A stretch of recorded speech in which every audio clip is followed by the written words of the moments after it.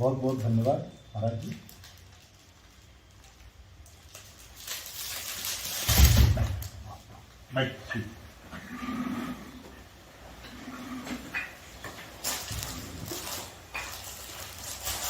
अच्छा लगा, काफी दिनों बाद आपसे मुलाकात हुई। आप पड़ोसी भी हैं जी हमारे, और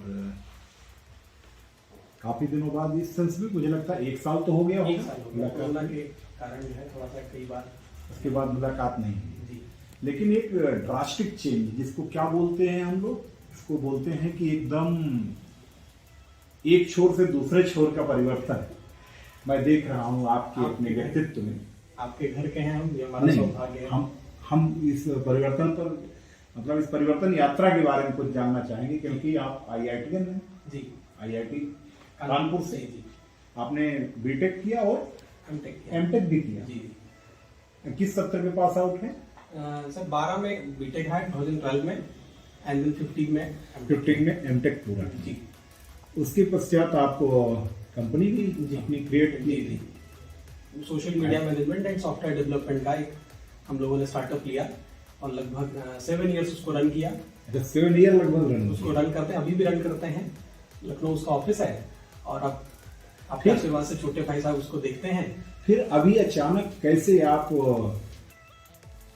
IITian अनूप से अनूप जी महाराज में कन्वर्ट हो गए? थोड़ा सा सर अध्यात्म में रुचि रही। जब हम बीटेक टाइम में रहे तो रामकृष्ण मठ से जुड़े रहे, वहाँ सुबह जाना, शाम को आरती अटेंड करना, और थोड़ा सा राम चर्चा और इन सब में जुड़े थोड़ा सा एक प्रेरणा मिलती रही कि कुछ आध्यात्म के तरफ एक इंटरेस्ट बन रहा है। तो फिर इधर लॉकडाउन रहा और सोचा गया कि कुछ किताबें पढ़ी जाएं। तो किताबों में भी कौन सी पढ़ी जाएं, तो टेक्निकल और कुछ तो बहुत जीवन में पढ़ने को मिला, लेकिन एक आध्यात्म की तरफ जुड़ाव मिला कि रामचरितमानस पढ़ने को मिले। तो रामचरितमानस को बहुत गंभीरता से, गहराई से आपने अध्ययन किया। तो अब जितना बालक ही हैं, जितना गहराई हम समझ पाएंगे वो तो बहुत छोटी ही होगी, लेकिन फिर भी कोशिश करी गई कि कुछ स्वतः सुख के लिए इसको पढ़ा जाए। तो फिर मिलते मिलते स्वतः सुख, मतलब ये तो स्वतः सुख के लिए तो गोस्वामी जी ने पूरी रामचरितमानस लिखी। स्वांतः सुखाय तुलसी रघुनाथ जाता। तो ये मन के ऐसे मिलते मिलते फिर अपने बीटेक जीवन से हमने देखा कि युवाओं का जो इंजीनियरिंग की तरफ जा रहे हैं, जो इस तरफ जा रहे हैं, एक चीज छूट जा रही है उनसे। ये पढ़ने का शायद मौका नहीं मिलता है। फिर जब वो अपनी दैनिक जीवन में चले जाते हैं तो फिर वहां भी पढ़ने को नहीं मिलता है। तो वहां पर जो हमने विचार लोगों के ग्रहण किए वो यही किया कि ये सनातन संस्कृति ठीक है, फुर्सत में होंगे 60 के आसपास जब पहुंचेंगे, जब काम से फुर्सत को लेंगे, तब इसको ग्रहण करेंगे हम।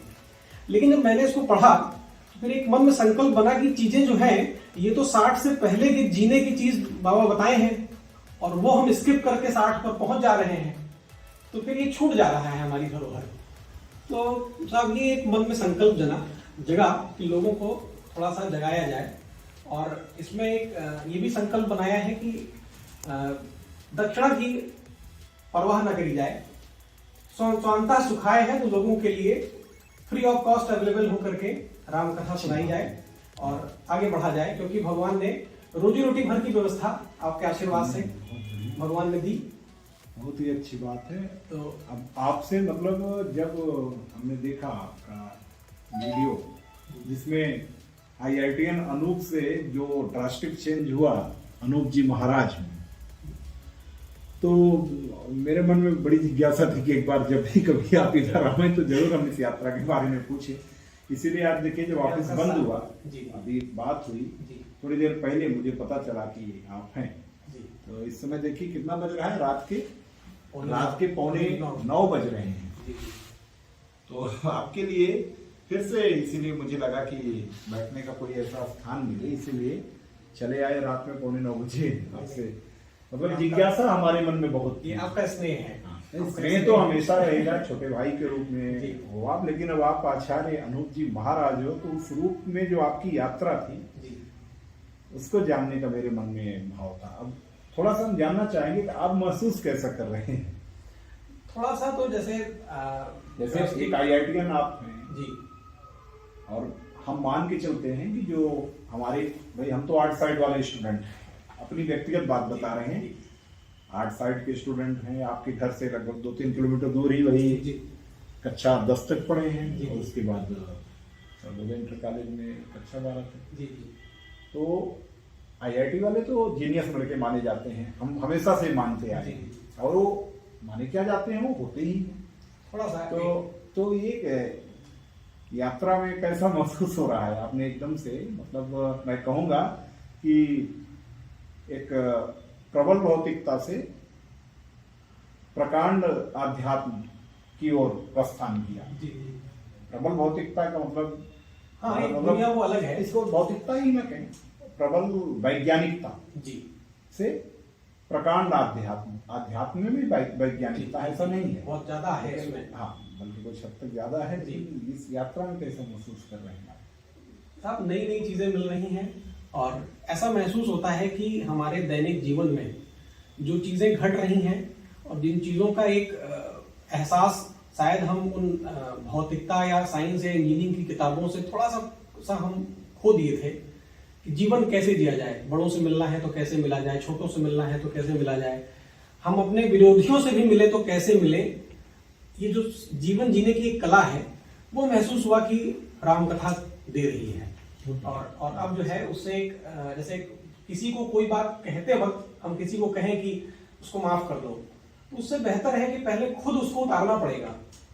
तो ये जो चीज धीरे धीरे लगती है कि शायद हम तो नहीं मानते हैं कि हम पूरा रामचरितमानस ग्राह कर चुके होंगे और अब उसको जीवन में उतार भी चुके होंगे, क्योंकि ये तो शायद वो कहा गया ना, जन्म जन्म मुनि जतन कराही अंतराम कहीं आवत नहीं। तो जब इतने जन्मों तक ऋषि मुनि इस यात्रा पर निकले और उन्होंने इसका आनंद लिया, तो शायद मैं तो शायद एक पहली सीढ़ी चढ़ा होऊंगा, लेकिन इसका आनंद तो कुछ ऐसा महसूस होता है। अच्छा महसूस हो रहा है, अच्छा बहुत महसूस बढ़िया होता है। है। अब हम लोग भी कभी जब मतलब कहेंगे कि थोड़ा बहुत ज्ञान ग्रहण करना होगा, आध्यात्मिक ज्ञान तो आचार्य अनुभव की शरण में उतनी देर के लिए जरूर आएंगे, जब थोड़ा बहुत हल्का फुल्का मन कभी कहिए कि द्वंद्वात्मक भौतिकवाद में उलझेगा, जी तो उस द्वंद्वात्मक भौतिकवाद से निकलने में जब भी आपको याद करेंगे तो मन एक प्रसन्नता से एक स्माइल के साथ भर जाएगा। जी एक अलग मुस्कान चेहरे पे जरूर आएगी कि आचार्य अनूप जी महाराज ने जिस हिसाब से ज्ञान प्राप्ति के लिए एक अलग दिशा ग्रहण की, हम तो उस अलग दिशा में अभी नहीं सोच सकते, लेकिन इतना कहेंगे कि आनंद जरूर उठाएंगे, सानिध्य में आपसे ज्ञान प्राप्त करते रहेंगे।